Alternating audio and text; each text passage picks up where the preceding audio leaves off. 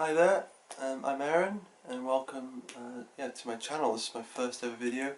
I hope this goes alright. I was kind of scratching my head about what to do for first video. I don't really know.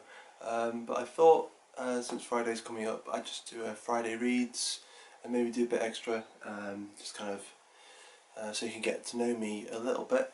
But yeah, I'll just jump right into it because we're here to talk about books. And I'll start with my Friday reads, but then I'll just share 5 books that I've read recently. 5 books, and then see where it goes from there, really. I'll probably jump on some tags at some point soon as well. So maybe the Booktube newbie tag and the get to know the Booktuber tag. I don't know. We'll find out. But anyway, for now, currently reading 2 books, well technically 3 books. Main thing I'm reading at the moment is Bleak House, Charles Dickens. I'm about that way through it. If you can see the bookmark, there it is. And it's going okay. It's a weird one really, because I've seen the mini series at least 3 times. I can remember seeing it as a kid on TV, and I've watched it 2 times since and really love it. So I kind of already know the story, but I'm not necessarily reading it for the story, if that makes any sense. I'm kind of reading it for the experience and knowing the information I already know, seeing how Dickens himself puts it together, and that's really interesting.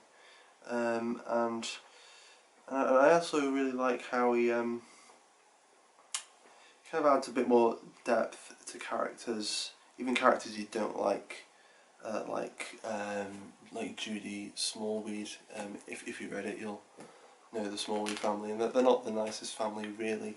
And I guess in the TV show you can probably feel a little bit sad for Judy, but I guess it's half comical, but Dickens kind of gives us a bit of her background and what it's like to be Judy, and it's just a paragraph, and they're just like little bits like that that I think make it worth reading, even if you've seen an adaptation. I'll probably be reading this for a while. It's probably taken me best part of 2 weeks to get just about halfway through. We'll see how that goes. So that's one down. Next is this. I just started this recently. It's called The Other Tiger. Full title: Recent Poetry from Latin America, translated by Richard Gwynne, edited and translated by Richard Gwynne. And it's really cool little, well not little, it's quite big, anthology of Latin American poetry, and he's concentrating on Spanish speaking Latin American countries, it's just really great. Normally when I go through a poetry anthology, I normally star the poems that stand out, and so far, looking at the table of contents, this is the table of contents for like the first section of it, and I've pretty much starred off almost every poem, or maybe 60 to 70% of the poems in the first section. I'm really liking it. I don't know if there's just a way, I don't know, a certain tone to South American and Mexican and other Spanish speaking poetry that I'm attracted to. I don't know, but really like it. It's good. And it's kind of split up into these 6 little sections, which I really like too. Let's see if I can find them. So the first one is Where We Live, and it's poems about home, about our surrounding, our habitat, where we come from, poems about family, things like that. The World We Share, about nature, about animals, stuff like that. What We Do and Where We Go, so our lives and what we get up to. What We Are and How We Love, so love poems and all of that really, and then finally What Becomes of Us, poems on sickness, death, war, all of that. So it's kind of the whole package really, kind of, and it's written in a way where you can kind of, even though it's you have a broad sweep of different poets, all kind of ages. It's put together in a way that kind of works like, not quite necessarily a narrative, but you could read it cover to cover almost like a novel, and you kind of get the whole human experience as you go through, or at least that's what it's feeling like at the moment. But I'll get back to you on that once I finish it. And then finally, this is pretty slow going because I'm only reading it in little bits, but this is How to Write a Thesis by Umberto Eco, and yeah, I'm just working on getting PhD stuff together, and hopefully apply for a PhD at some point, and it just seemed like a good thing to dip in and out of as I'm trying to gather my thoughts. So yeah, so that's what I'm currently reading, but yeah, just so you get to know me a bit more, I thought I'd just share a few of the books that I've finished over the last couple of months, I think. But yeah, I think the most recently finished I got here on this little pile is this poetry collection by Rachel Allen called Kingdom Land. I heard of Rachel Allen because she's one of the presenters of the Faber poetry podcasts. If you haven't heard of that and you're into poetry, I'd recommend it. It's really good. So yeah, I knew her name, and I think I've heard her reading a few of her poems, maybe not on the podcast, maybe somewhere else. So I thought I'd give it a chance, and yeah, there's some really good poems in here. Some standouts would be, there's one called The Indigo Field, which I really like. One called Prairie Burning, that's really good. The Slim Man, they're good. If I can find, if any of the poems from this collection are available to read online, I'll try and link them underneath. And the same for other extracts from other books if I can find them. But yeah, as a collection, I wasn't completely sold, really. There's a lot in it that I found myself thinking, why am I really reading this? That it seemed really insignificant, which seems like a really harsh thing to say, but that's kind of what I felt as I was reading it, which is kind of sad. But there were some really good poems scattered throughout it, and there's a poem near the end called Banshee, and once you get to that poem, and maybe some of the poems around it, I think you kind of realise that the whole collection is a narrative. I can't remember if it's kind of a grief narrative or sort of something like that, but it's I think rereading it, maybe I pick up some of the clues scattered throughout it, but it wasn't particularly obvious at the beginning. There is a like a running thread of sort of untitled poems all the way through, and there's sort of repeating imagery of like burning forests, and there's this unnamed girl who is turning up in some of the poems. But yeah, there were just a lot of poems in here that felt like they were filling it up, and they weren't really doing anything for me.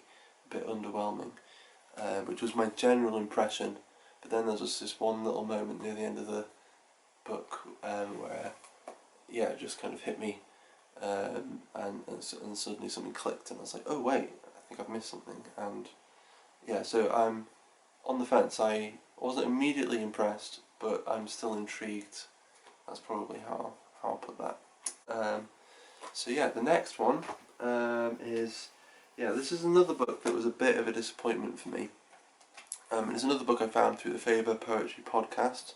This book is called States of the Body Produced by Love by Nisha Ramaya, and I think this whole, I don't know whether to call it a collection or a book. I think it came about through through the poet learning Sanskrit, and so there's a lot about Sanskrit and about sort of Hindu mythology and stuff like that in there, and that's really interesting. That's really great. But I think there are sections where she's trying to link that to the personal, and I'm just kind of missing the link. So the beginning is really good, and she's kind of laying her foundations, and then she leaves it kind of halfway, half explained, and then she goes on, and I think she's trying to bring in some personal stuff that I'm just totally missing, and then at the end she picks up the mythological stuff again, and I think there's still some personal stuff mixed in, but it's a bit better towards the end. But it's, well, what I believed it was going to be was a sort of mix of essay and poetry, which if you were to kind of flick through, that's kind of what it would look like. Let's see if I can try and flick, but you have that. It kind of looks like poems and stuff, and then there's some blocks of prose in places, and it kind of all over the place, which looks fun on the page at times. But the funny thing I found was that the prose sections felt more poetic, and the poetic sections felt really prosaic, which is quite amusing. There's this real lyric kind of thing going on in the prose sections. There's some really beautiful parts, and then some of the poems just seem impenetrable, or that it's overly academic in tone, or it's almost like the essay sections are like extended prose poetry, and then the poems, not all of them but a lot of them, feel like an essay that's been chopped up and jumbled up to confound you. But maybe it's just me. I'm still a little intrigued by it, but it didn't grab me as much as I thought it was going to. So Nisha Ramaya was on the podcast, the Favour Poetry podcast, and she read some excerpts from this book, and when she read it, it sounded great. So I bought it, and there are a few bits I liked. One of the poems she read in it, I still like reading, but the rest of it wasn't that good. That's States of the Body Produced by Love. Next up is Life on Mars by Tracy K. Smith. This won the Pulitzer Prize for Poetry. This is 2011. These other two are a bit more recent, like 2019-ish, somewhere around there. I love this. I think this is a really clever, really well written piece of poetry, and I think this this manages to weave in and out of the personal and the non-personal really well, in ways where it feels like these other two collections of poetry are trying to, but this really succeeds. Whereas these, I felt or they're just doing them in different ways. I don't know, but I got it in this, and it was really great. And again, it's kind of like that book of Latin American poetry that I'm reading at the moment. That's a helicopter. Cool. Like the Latin American poems that I'm reading at the moment. I'm not going down the contents with little stars, but as I'm reading, I am putting little stars over the poems I like, so I can flick through and in the future, and if I want to see which ones I like, I can see them really quickly. And again, most of them I've put a star at the top, or I've underlined passages, or tried to highlight passages or something like that. This is really great. It's hard to describe, but what I really got from this is so the title is Life on Mars, and the whole thing, it seems to be talking about our relationship with space. And there are allusions to Bowie in it, obviously, and the idea of stars, celebrity, our relation to celebrities, but also there's, you know, the literal stars and space and all of that, and all the questions that come up when, you know, like, you know, when astronauts come up, they go up in space, and suddenly they're, I don't know, it seems to be they tend to always start asking themselves questions about their own existence, you know, and just pondering the size of the universe, asking if there's a God, all those kind of questions, and sort of wonderings that come up when, you know, when you think hard for a long space of time about, yeah, just how big, well, for starters, just how big our solar system is and how small we are and stuff like that. And what I love is that when you think of that, it can be very easy to think that your life is small and insignificant. Yeah, Tracy K. Smith doesn't do this in this book. Instead, she zooms back in to the things that she feels are important, and I thought that was really, really great. Yes, so that's that, and it's, yeah, I'd heartily recommend this. Right, that's a lot of poetry. Back to prose. Just before that, I was reading The Constant Gardener by John le Carre. I'd seen the film. It's a bit like Dickens, only I hadn't seen the film that many times. I think only once, so I couldn't really remember it that well. And I don't read that many sort of thriller, spy books, those kinds of things. But just through films and stuff, I kind of knew. Well, I knew I liked the adaptations of the Carrie stories, so yeah, I found this in a kind of free library around the corner, and yeah, so I thought I'd give it a go. Yeah, I thought it was great. I thought it was really well written. It's really interesting plot. You kind of go down the rabbit hole a bit with pharmaceutical companies and conspiracies with regarding different governments. But yeah, I thought it was, yeah, well written. It took me a while to get my head back into thriller mode, because it's not normally there. But yeah, once I was there, yeah, I really loved it. I don't really know what to really say about it. But yeah, other than I thought it was a great book.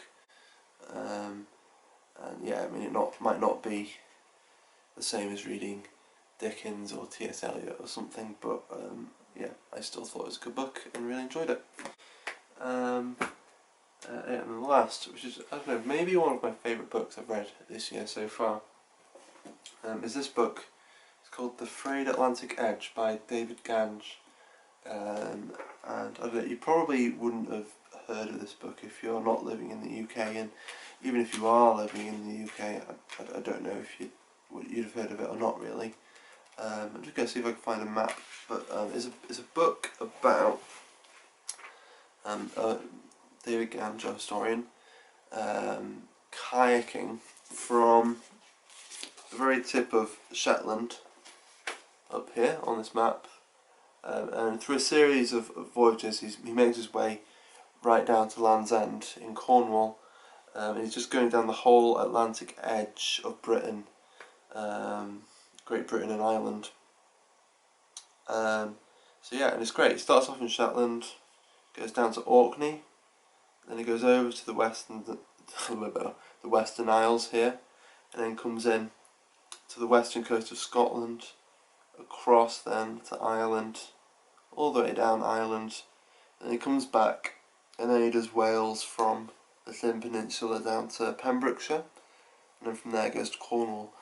And yeah, what I thought was really, really great about this book, or the first thing I thought that was great with this book, was because he did it in a number of trips. So he had like a Shetland trip, Orkney trip, and whatever. And before he went on the trip, he would stock up on books written by authors from these areas, so that, you know, he could be there. He could, you know, walk around on the shore, and he could kayak down the coast and get a sense of the place. But then he thought, you know, he could get a much deeper sense of the place by reading the poetry from the area, or it's even not just poetry, but he meets up with scientists like you know, marine biologists and stuff like that, and reads their stuff and reads local historians, and yeah, I thought that was really great. So not just the place isn't just an artifact; it's a living thing, and it's something that interacts with people's lives, and he was engaging with that. And then the second thing that I thought was really great about this is that it's really a plea to really change the way that we look, in one way at history, and at how, like particularly with British history, its relationship with